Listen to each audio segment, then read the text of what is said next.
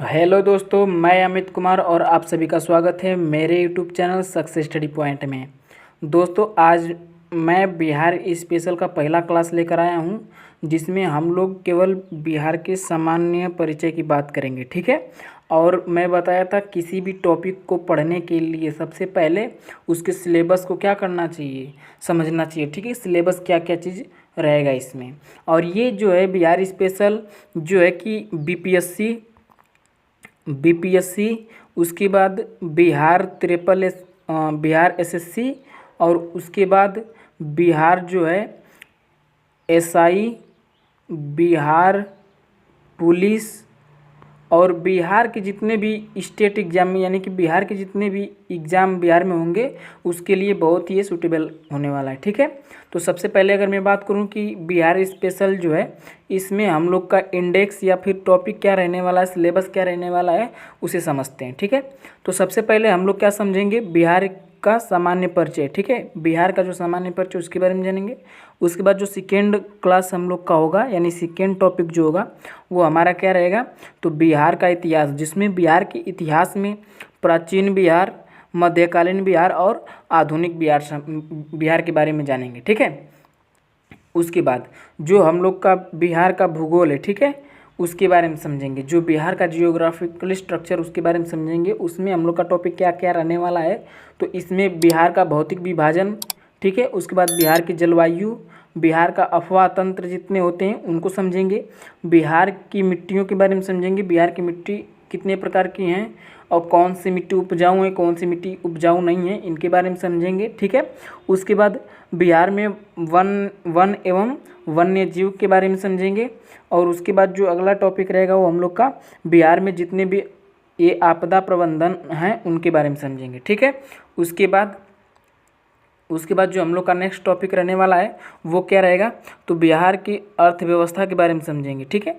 और बिहार में सर्वाधिक ये जो होते हैं कृषि, पशुपालन और खनिज संसाधन क्या हैं।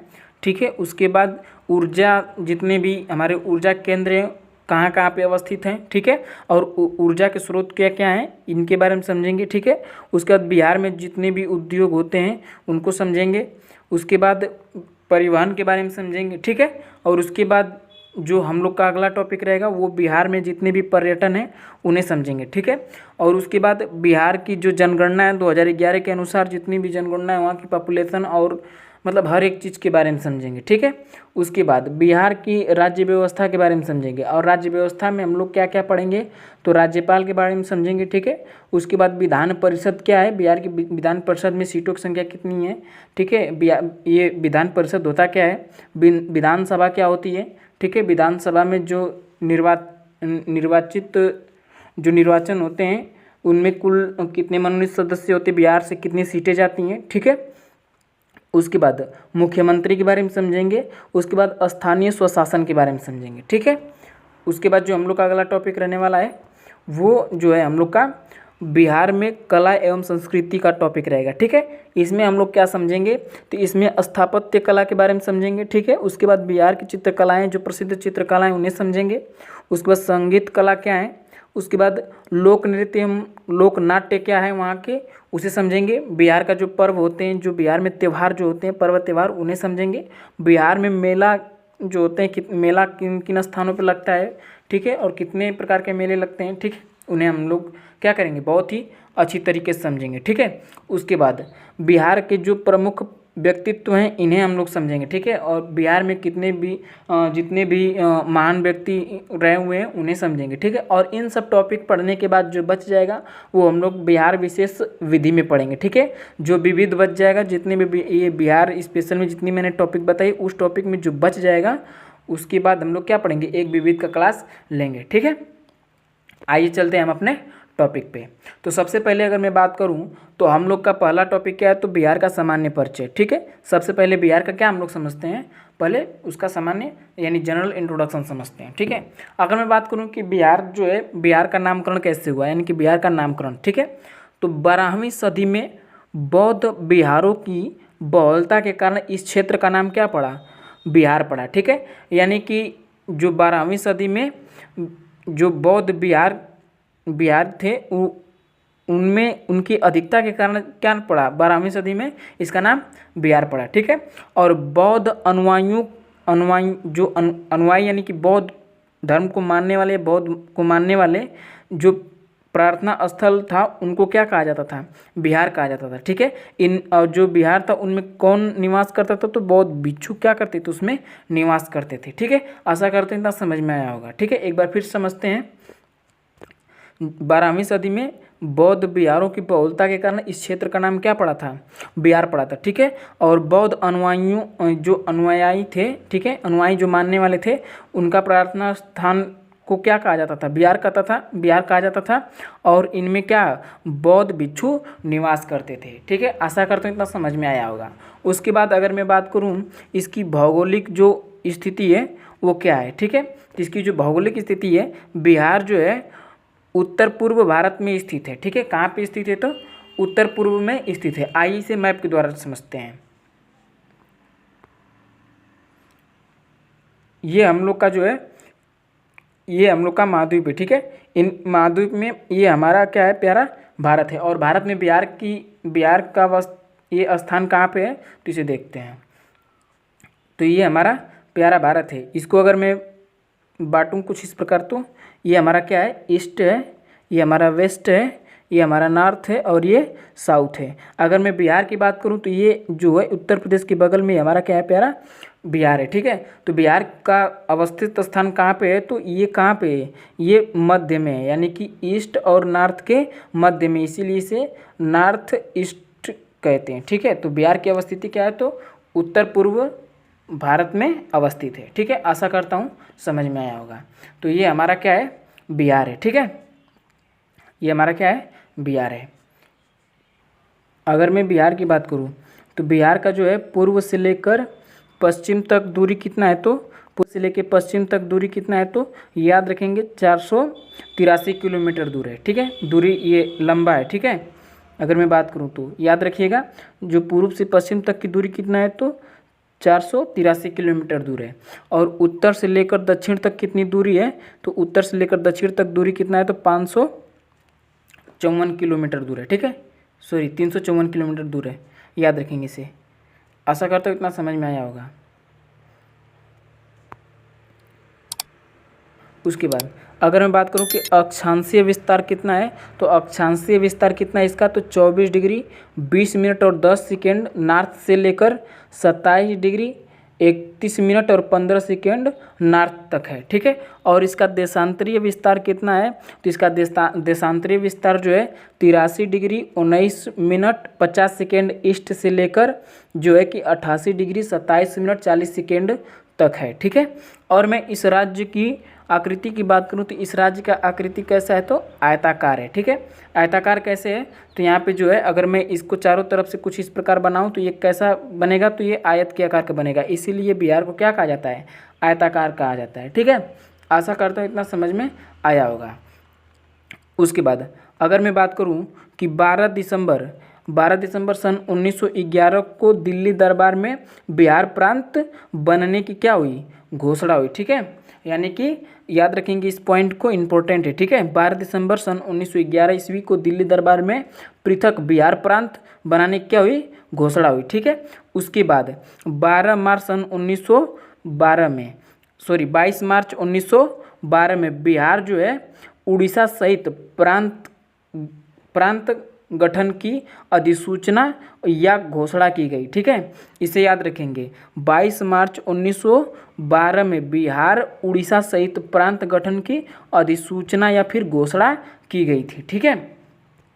उसके बाद ये याद रखेंगे कि 1 अप्रैल सन 1912 को बिहार उड़ीसा सहित प्रांत का गठन किया गया। ठीक है। उसके बाद 1 अप्रैल 1936 को बिहार एवं उड़ीसा को अलग राज्य बनाने की क्या की गई, घोषणा की गई। उसके बाद 15 नवंबर सन 2000 को बिहार का अंतिम विभाजन हुआ। ठीक है। ये बात याद रखेंगे, अगर पूछेगा क्वेश्चन बीपीएससी के एग्जाम में या फिर यूपीपी में क्वेश्चन पूछ चुका है। ठीक है।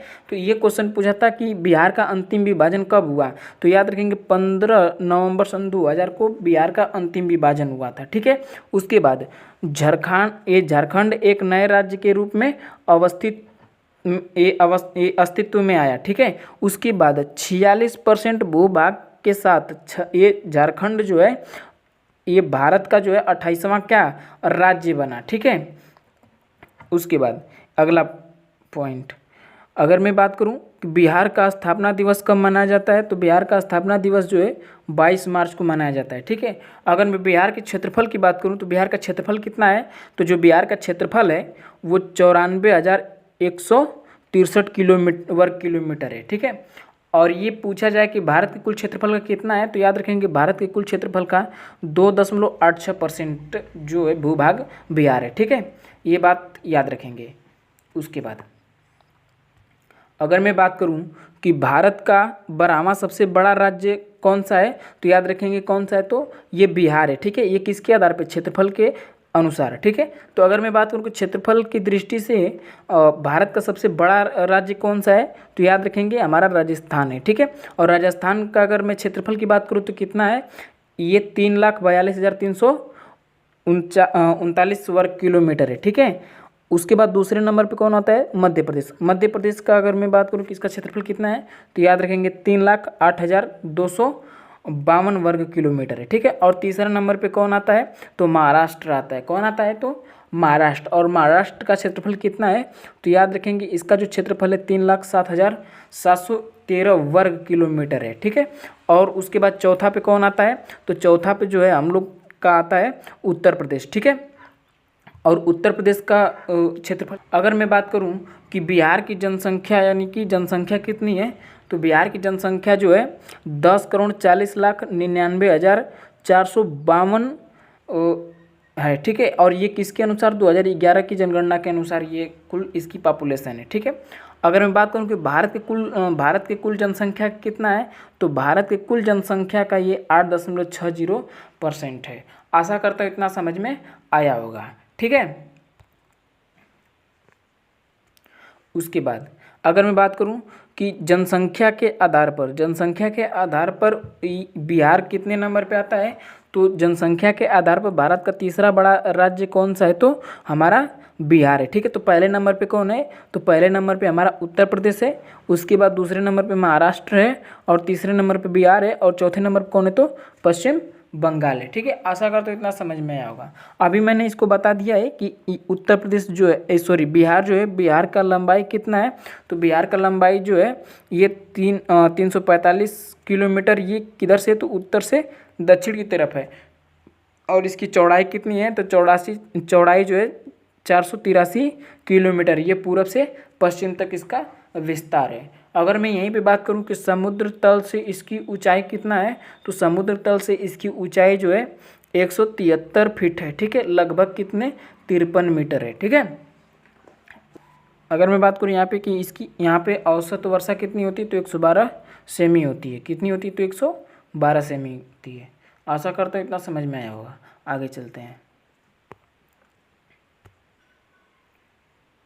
उसके बाद अगर मैं यहाँ पे जो प्रशासनिक विभाजन की मैं बात करूं, तो प्रशासनिक विभाजन इसका कुछ इस प्रकार है, इसे समझते हैं। अगर मैं बात करूं कि बिहार में प्रमंडल की संख्या कितनी है, यानी प्रमंडल कितने हैं, तो 9 प्रमंडल हैं, ठीक है। अगर मैं बात करूं कि यहाँ पे बिहार में प्रमंडल कितने हैं, तो 9 प्रमंडल है। और जिलों की संख्या कितनी है, तो 38 है, ठीक है। और 38वां जिला कौन सा है, बिहार में 38वां जिला कौन सा है, तो याद रखेंगे अरवल है, ठीक है। कौन है, तो अरवल है। उसके बाद अगर मैं बात करूं कि बिहार में अनुमंडल की संख्या कितनी है, तो अनुमंडल की संख्या कितनी है, तो 101 है, ठीक है। उसके बाद बिहार में प्रखंड सह अंचल कितने हैं, तो बिहार में प्रखंड सह अंचलों की संख्या 534 है। कितनी है, तो 534 है। अगर मैं बात करूं बिहार में पंचायत कितने हैं, तो 8067 इसमें क्या है, पंचायत है, ठीक है। आशा करता हूँ इतनी चीज़ समझ में आई होगी। उसके बाद बिहार में नगर निगम कितने हैं, तो जो बिहार में नगर निगम की संख्या कितनी है, तो 19 है। और 19वां नगर निगम कौन सा है, तो याद रखेंगे जो 19वां नगर निगम है वो है सहरसा, ठीक है। इस बात को याद रखना है कि जो 19वां हम लोग का नगर निगम है कौन सा है, तो सहरसा है, ठीक है। उसके बाद बिहार में नगर परिषद की संख्या कितनी है, तो बिहार में जो नगर परिषद है उसकी संख्या 88 है, ठीक है। और उसमें नगर पंचायतों की संख्या कितनी है, तो नगर पंचायतों की संख्या 154 है। कितनी है? तो 154 है। आशा करता हूँ इतना समझ में आया होगा। अगर आप लोग को वीडियो अच्छी लगी हो तो प्लीज़ लाइक, कमेंट और शेयर करना ना भूलें, और साथ ही में सब्सक्राइब कर बेल आइकन का घंटी ज़रूर दबाएं। Thank you. जय हिंद।